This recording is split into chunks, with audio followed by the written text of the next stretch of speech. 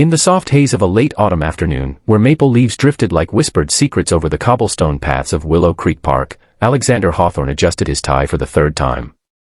At 42, with salt and pepper hair that framed his chiseled jaw and eyes the color of storm-tossed seas, Alex was a man who commanded boardrooms with quiet authority. As the founder of Hawthorne Innovations, a tech firm that had revolutionized sustainable energy, he had everything except the one thing that mattered most. It had been 4 years since Sophia, his wife of 15, slipped away in the quiet hours of a rainy dawn, taken by a sudden aneurysm that left their world in irreparable shards. Sophia, with her laughter like wind chimes and her golden curls that caught the sun like spun silk, had been the heartbeat of their home. Their daughter, Lily, was the fragile bridge to that lost light. At 6, with Sophia's curls in miniature and eyes that sparkled like dew-kissed violets, Lily clung to memories she could scarcely grasp. "When does Mommy come back from her trip, Daddy?" she'd ask, her small hand slipping into his during their evening walks. Alex would kneel, pressing a kiss to her forehead, and murmur, "She's watching us from the stars, Petal. Guiding us home." But the truth gnawed at him, the house echoed with silence, the dinner table felt like a vast ocean, and his heart, once a fortress of love, now stood in guarded ruins. Friends, weary of his solitude, had orchestrated this blind date. "Just coffee, Alex," his best friend Mark had insisted. "For Lily's sake. She needs to see you smile again." So here he was, at the quaint Ember Cafe, its ivy-draped windows glowing with the warmth of hearth fires and the aroma of fresh scones. Lily sat beside him in the corner booth, her pink sneakers swinging like pendulums, a half-eaten cinnamon roll crumbling in her fingers. She'd insisted on coming, to pick the flowers for Mommy's star, and Alex hadn't the strength to deny her. The bell above the door tinkled, and in walked Evelyn Sinclair.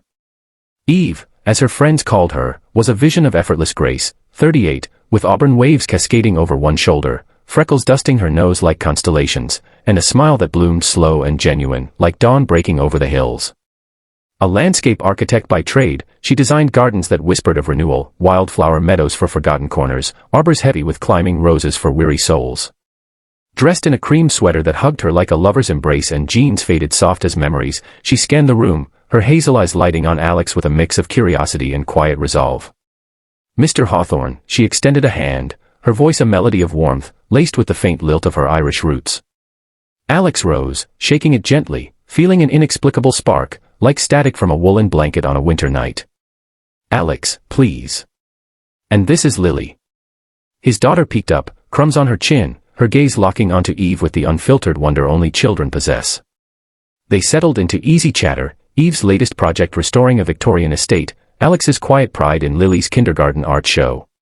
Laughter flowed, tentative at first, then freer, like a stream unfreezing after frost.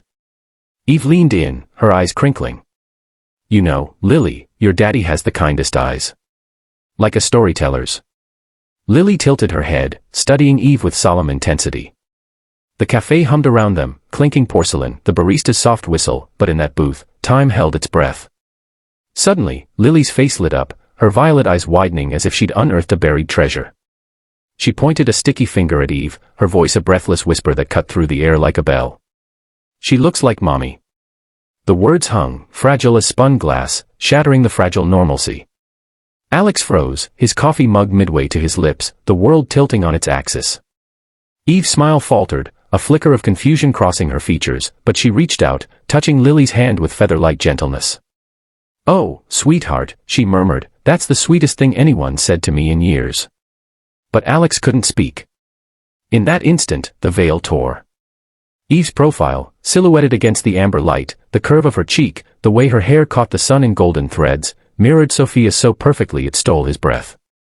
Not a clone, no, Sophia had been sunflowers and spontaneity, Eve was ivy and introspection. Yet the resemblance stirred the embers of a love he'd buried deep, convinced it had fossilized into grief. Memories flooded him unbidden, Sophia in their garden, her laughter mingling with Lily's first steps, the way she'd hum Irish lullabies, wait, Irish. Alex's pulse quickened. Sophia had never mentioned her heritage, but now. "Eve," he said hoarsely, as Lily nestled against him, oblivious to the storm she'd unleashed, "those lullabies you mentioned earlier, the ones from your gran in Dublin." "Sophia, my wife," she sang the same ones to Lily. "Danny boy, with that lilt." Eve's eyes softened, a shadow of recognition dawning. "My grandmother was from County Kerry." She raised me after I lost my parents young. Said the songs carried the souls of the lost across the sea. The coincidence, no, the convergence, unraveled him. As the sun dipped lower, painting the cafe in hues of rose and gold, Alex confessed in halting whispers, the accident that stole Sophia on a rain-slicked road, the nights he'd rocked Lily through nightmares, the fear that love was a flame too precious to rekindle. Eve listened, her hand covering his across the table, her touch a balm like cool rain on fevered skin. I lost my husband 3 years ago, she revealed softly, her voice threading through the ache. A heart attack, mid-project. He was my anchor, my wild rose. I thought I'd never garden again, never feel roots taking hold.